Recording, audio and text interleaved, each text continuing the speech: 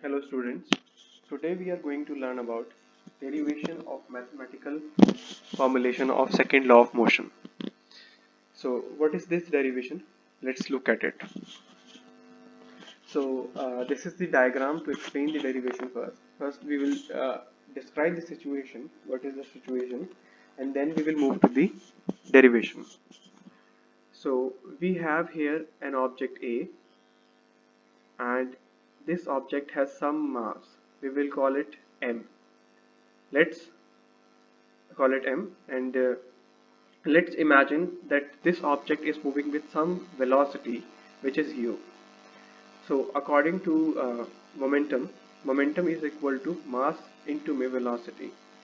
So at this point of time object A has mass m and velocity u, and after some time if it moves from one place to another, it will its velocity will change but its mass will not. Okay, let's imagine that mass is not changing because of some reason, only velocity is changing. So the velocity will become v. We have taken u and v so that we can differentiate between both of them. One is the initial velocity and second is the final velocity. So initial momentum is p1 and final momentum is p2. So the situation is this. I'm again repeating. This object has this mass and this velocity here, and the same object has same mass and this velocity here. So there is a change in momentum. Now see the derivation. I have written the derivation here. Momentum is equal to p equal to mass into my velocity. The same diagram is also written here. I have drawn it. So the derivation starts from here. Change in momentum is directly proportional to the p2 minus p1. Okay, this is the proportional sign. अगर हम p2 से p1 minus कर देंगे तो क्या हो जाएगा, change in momentum आ जाएगा हमारे पास में. एंड p2 क्या है, mv है, एंड p1 क्या है, mu है. So we can write it here like this. And now we will take mass common because mass is common, the same object is same, and velocity is changing only. Okay, so this is the change in momentum only. ठीक है, m into में bracket में v minus u is the change in momentum. If we talk about the rate in change of momentum, if we talk about rate, how fast it is changing, so we will talk about time also. So we have to take one more quantity which is time.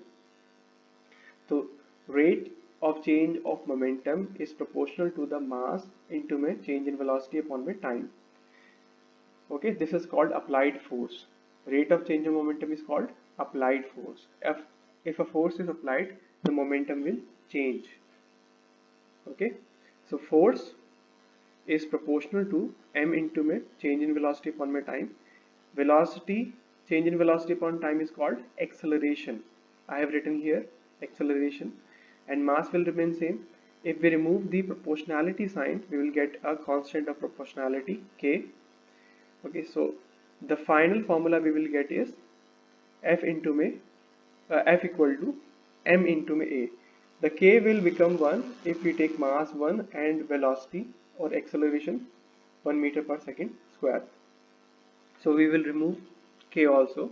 So this is the final product of this derivation, f equal to m into a.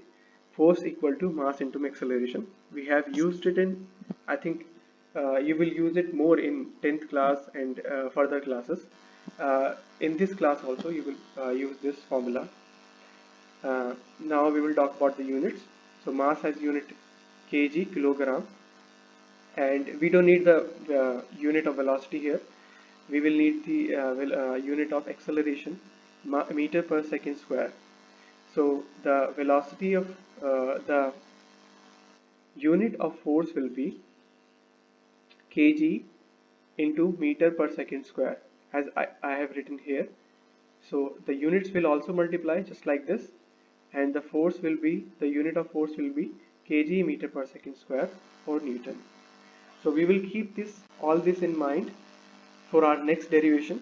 The next derivation is derivation of conservation of momentum. In this derivation we will have to understand the situation first.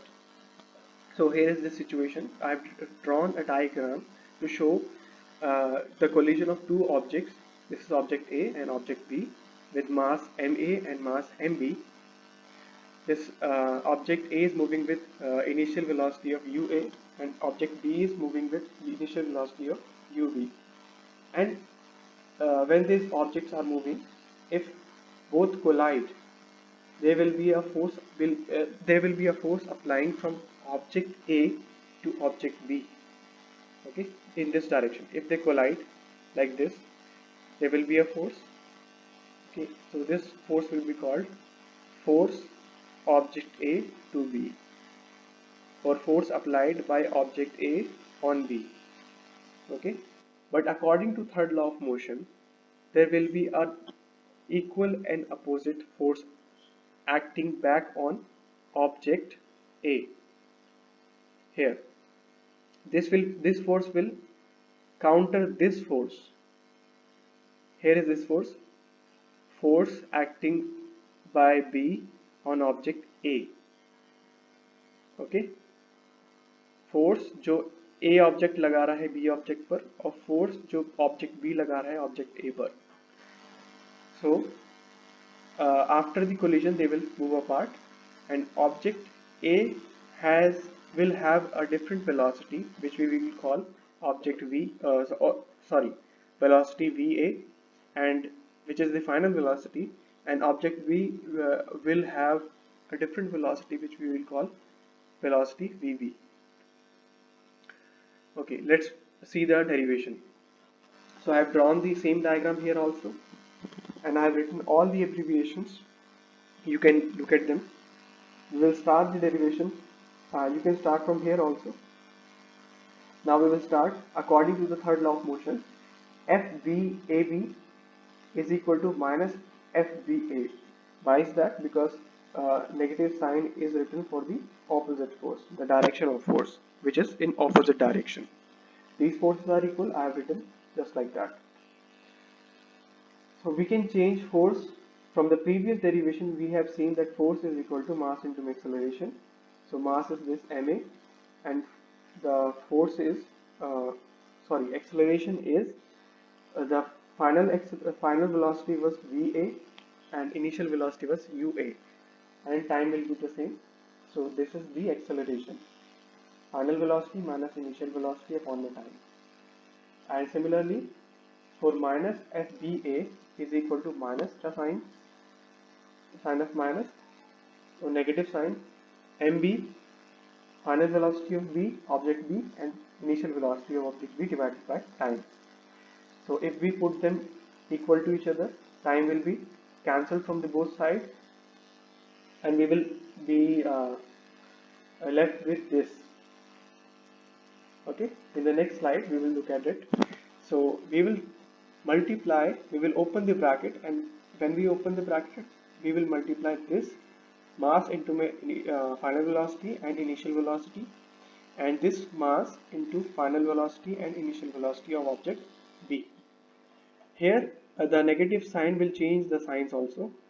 Negative multiplied with positive velocity will convert into negative momentum, and negative will form a positive. Now we will move these negative quantities across the equal sign. So this will come here and this will come here. Actually what we are doing is we are moving the final momentum and initial momentum of object A and object B with each other. So we can see here the final momentum of object A is here and final momentum of object B is here. How can we see that? Because here V is written, which is final. The final velocity means final momentum also. So initial momentum and initial momentum. So momentum before the collision is equal to the momentum after the collision. Hence the momentum is conserved before and after the collision. Hence proved conservation of momentum. This is the derivation. Thank you very much.